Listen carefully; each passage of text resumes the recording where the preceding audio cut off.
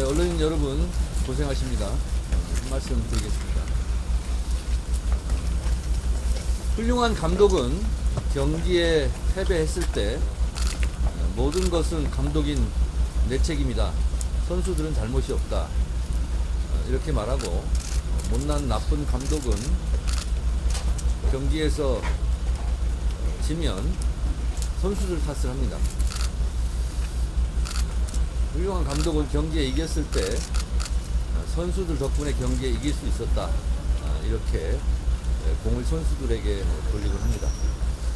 곽종근 전 특전사령관은 이렇게 말했습니다.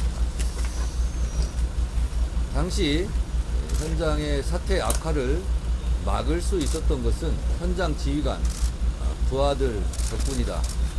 따라서 내 부하들에게는 선처를 바란다 라고 말했습니다. 이게 정상 아닙니까?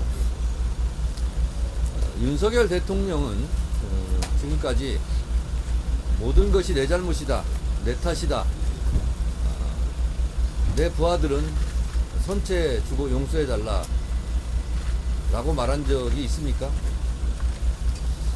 손바닥으로 하늘을 가릴 수 없습니다. 그날 밤 진실의 얼굴들이 드러나고 있습니다. 윤석열 대통령은 늦었지만 지금이라도 더 이상 발뺌하지 말고 모든 게 내 잘못이고 내 책임이고 내 탓이다. 국민들께 정말 죄송하다. 내 부하들은 선처해달라. 이렇게 말해야 됩니다. 윤석열 대통령의 비겁한 리더십을 국민들도 규탄하고 있습니다. 이제라도 대통령은 그날 밤의 진실을 밝히고, 그리고 모든 것은 내 책임이다 라고 말씀하시고 국민들께 진정으로 사과하시기 바랍니다.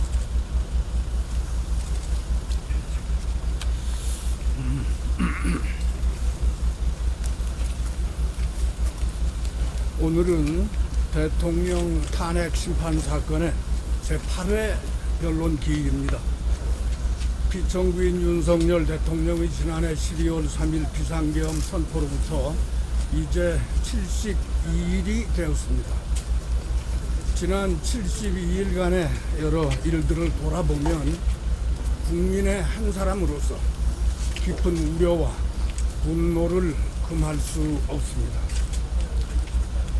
피청구인의 계엄 선포 당일 우리 국민이 느꼈던 바를 어떤 분이 황당, 충격, 경악 이 세 단어로 요약하는 것을 들은 적이 있습니다.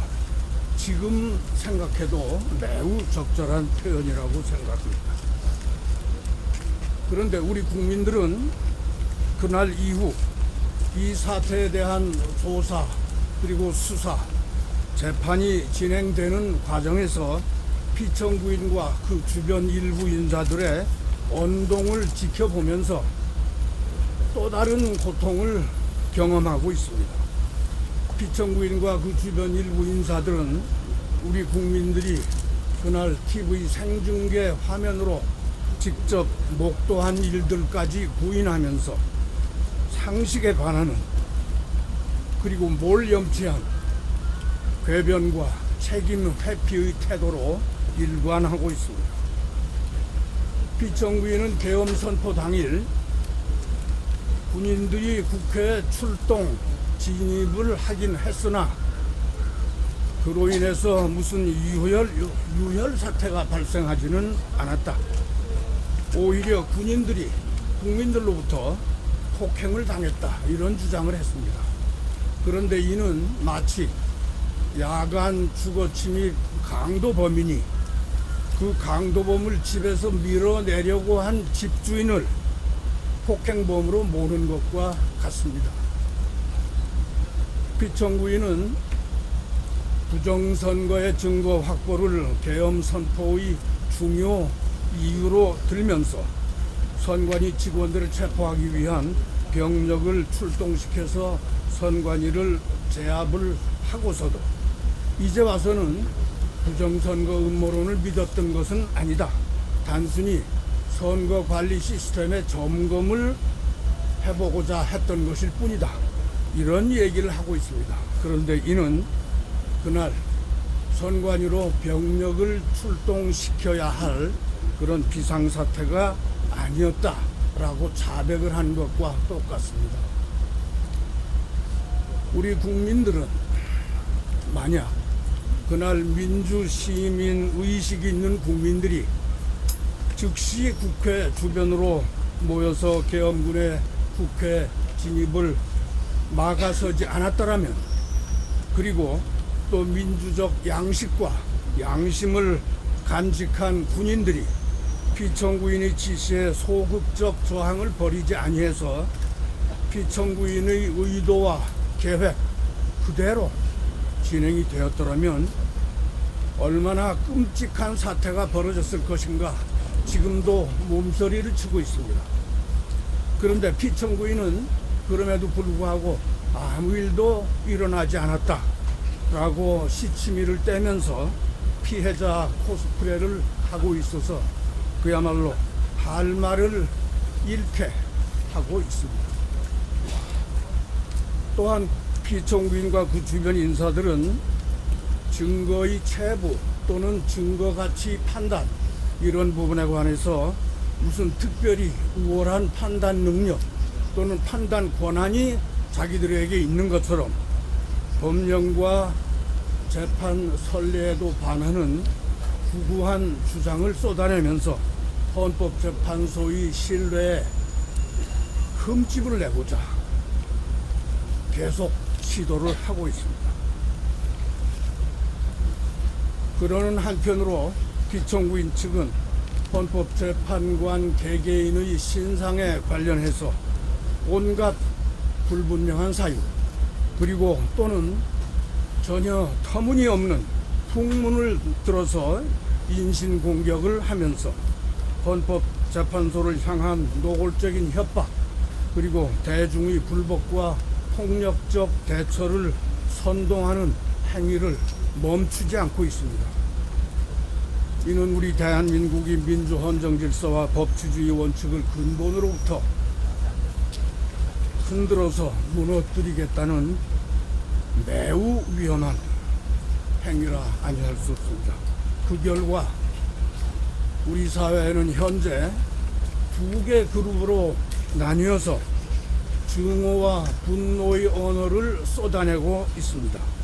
그래서 이러다가 자칫해서 우리나라가 두 쪽으로 갈리면 아니 되는데 라고 걱정하기에 이르렀습니다. 이제 이러한 혼란과 갈등 그리고 반목과 적대 이것은 멈추어야 할 때가 되었습니다. 따라서 피청구인과 그 주변 일부 인사들에게 다시 한번 촉구합니다. 지금이라도 피청구인의 시대착오적인 비상계엄 선포를 엄호하겠다는 생각으로 일부 지지 세력을 부추겨서 갈등과 혼란을 조장하는 행동을 멈추시기 바랍니다.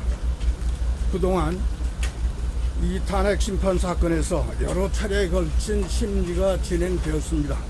그래서 비상계엄 선포 전의 사실관계가 이제 어느 정도 구체적이고 상세하게 밝혀졌다고 봅니다. 따라서 이 사건에서 피청구인의 비상계엄 선포와 그 전후 여러 조치들의 위헌 위법성에 대한 헌법적 평가가 이제 가능한 그런 시점이 무르익었다고 봅니다. 이제 우리 헌법이 미리 마련해 두었던 헌법 보호장치, 즉 탄핵 심판 결과를 다 함께 겸허하게 기다릴 시간이 다가오고 있습니다. 우리 탄핵소추 대리인단은 현재의 혼란상을 하루라도 빨리 멈추기 위해서 모든 노력을 계속하겠습니다.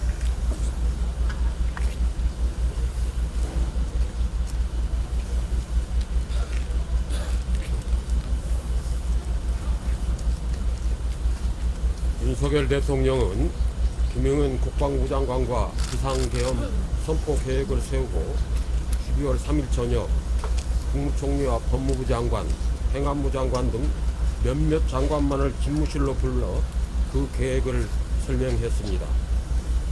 이후 연락받고 온 기재부 장관 등 대부분의 장관들은 이에 반대하거나 부정적인 의견을 밝혔다고 알려져 있습니다. 이때 대통령의 발언은 이렇습니다. 장관들의 상황인식과 책임감은 대통령의 것과 다를 수밖에 없다. 자신의 결단으로 선포하는 것이다. 12.3 내란은 단기간에 실패로 끝난 무혈 쿠데타임에도 불구하고 그 후유증은 큽니다. 공고화된 민주국가로서의 이미지에 큰 손상을 가져왔습니다. 또한 K컬처가 쌓아올린 한국의 높은 문화적 위상을 허물어버렸습니다. 경제 위기도 초래하였습니다.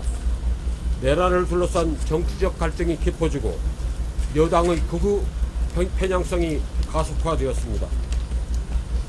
12.3 내란이 실패로 돌아가자 대통령은 극우 세력을 정치 무대로 끌어들였습니다. 12.3 내란은 결국 서부지방법원을 공격하는 극우 시위대의 폭동으로 이어졌습니다. 그리고 극우 세력은 이제는 탄핵 심판을 하고 있는 헌법재판소 파괴를 외치고 있습니다. 여기에 인권위원회 상임위원이 가담하고 있습니다. 집권당도 이를 비호하고 지원하는 태도를 보이고 있습니다.